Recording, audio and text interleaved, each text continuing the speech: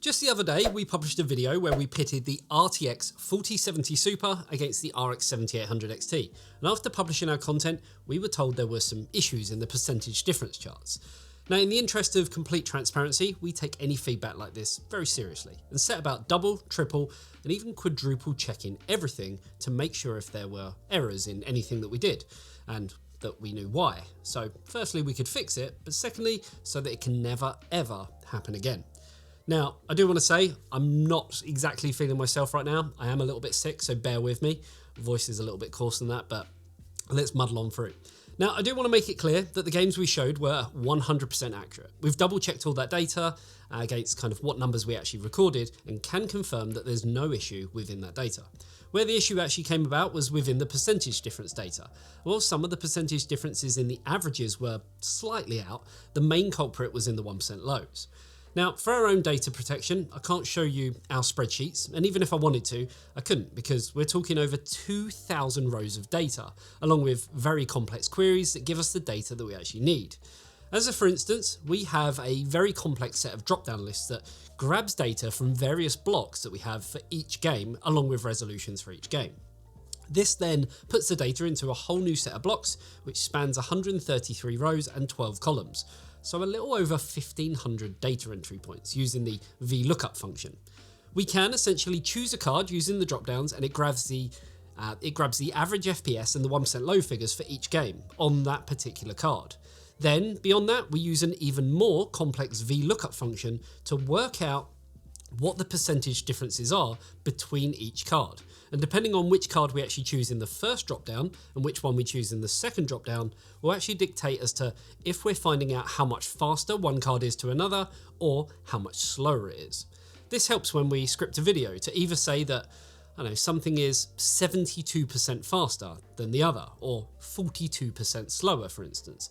It kind of works slightly different when you're going different ways. So the issue was when we were using some figures recorded with decimals and then some without, and it essentially threw everything out of whack. So now it's been fixed, and that's the key important thing. Now, before we had the 4070 Super coming in 13% faster overall at 1080p, whereas our new calculations, which include all of the correct data, we're still only talking 12% faster overall. In this case, it's actually just a matter of rounding the numbers that push the percentage difference up ever so slightly, whereas now we're dealing with whole numbers across the board. So there's no rounding going on.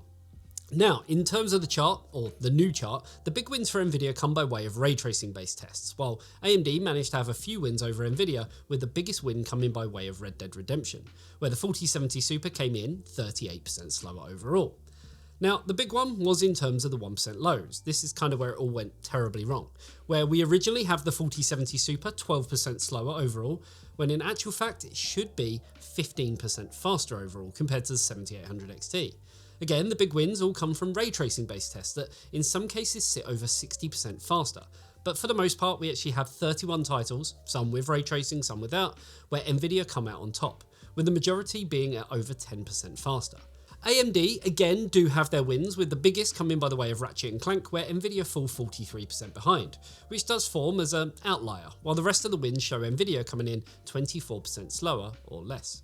At 1440p in the averages, nothing really changes. The 4070 Super still comes out 11% faster overall.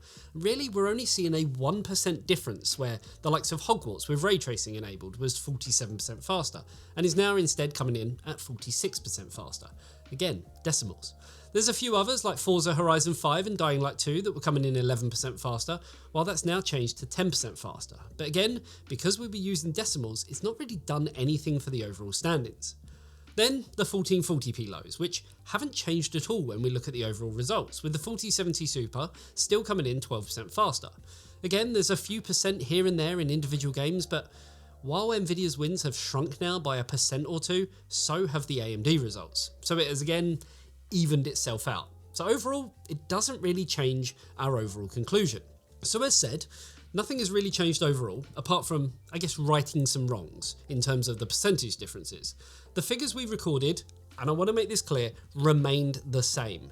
And I kind of want to make you all aware that our figures for our original content are still correct in terms of the individual games and the resolutions that we tested at. And really, the error just came down to the spreadsheet data that was used as a comparison between each card in every game. And obviously that's our fault because we programmed the spreadsheet to give us that data.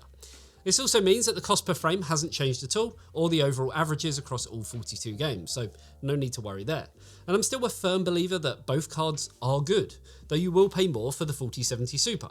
But that's something we spoke about in terms of having features that AMD just can't compete on at the moment. And it's something we're actually toying with in the office in terms of ideas on showcasing how we can do comparisons directly between AMD and Nvidia as to why consumers maybe typically will pay more for an Nvidia card and be happy with that choice. Though I know those who just want pure rasterization performance will likely just be happy buying the 7800 XT and, I guess with that, saving some cash too. Now the other thing I want to touch on is that for our 4070 Super versus 7800 XT content, we did use an XFX model that is typically about $40 to $50 more expensive than an MSRP card. But as AMD didn't have a reference NBA card, that's what we used for all of our testing. And while some may say that it's unfair because it's more expensive, our cost per frame was actually done using the MSRP price, and performance between an MSRP card and the XFX one that we used, well, really it does fall under margin of error, because typically these days you're not actually paying for more performance between a reference card and something like this, but instead you're paying for a better quality product with better materials and a better cooler. So I guess what I'm trying to say is it's a bit of a moot point. Now the other 2 points that came from comments on our original content came down to how our findings were completely useless without a no ray tracing comparison, which I don't really agree with fully, as lots more titles now have ray tracing, so Nvidia don't really have the upper hand there, and for the most part AMD actually fare very well in some RT based titles now. And as we don't exclusively test ray tracing games, every game that has RT tested is tested with and without, so you can kind of make up your own mind. Even if you look at the percentage differences, it's easy with the data to work out how things are when taking ray tracing out of the equation. Also, if you do want to see all of the games, then we do put up extra charts over on our Patreon for you to check out. The link for that is down below. Now, the second point comes when we talked about AMD sponsored games, and we don't mention the likes of Cyberpunk where it's Nvidia sponsored. We typically mention how a title is AMD biased if the AMD results are typically quite a bit higher, and we do the same for Nvidia if the margins were that large. But typically that's not the case, so we do try to be, I guess, as fair as possible, and no shilling goes on here, no matter what people say. Otherwise I'd be driving around in a green Lamborghini. Sadly, the checks just haven't arrived yet. So I think I've pretty much addressed all of the issues, apart from the one saying that we're actually a hardware unboxed ripoff. Truth is, I actually taught Steve everything he knows. But no, I actually talk to him and the team every couple of days, so we're quite close in that sense. Our setups, you could argue, are very similar, though if you look back at our older videos, you can see we've used the same white IKEA shelves for many, many years.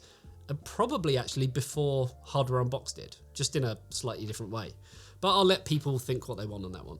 The guys over there do a great job of getting tons of data, much like us. And I think maybe that's kind of what separates us from a lot of review sites and YouTubers in how much we actually test. I mean, 42 games, 3 different resolutions, it's a lot to do.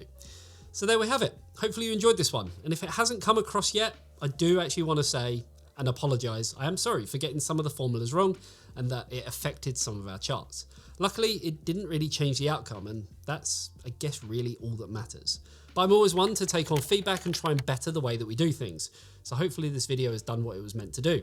If you do appreciate the update and the huge amounts of hard work that we put into these videos, then you can actually help support us over on Patreon, where you'll get access to all of those charts, along with tons of other cool exclusive benefits. The link for that is, as always, down below. Thanks for tuning in. I'll see you in the next one. See you later, guys. Bye-bye.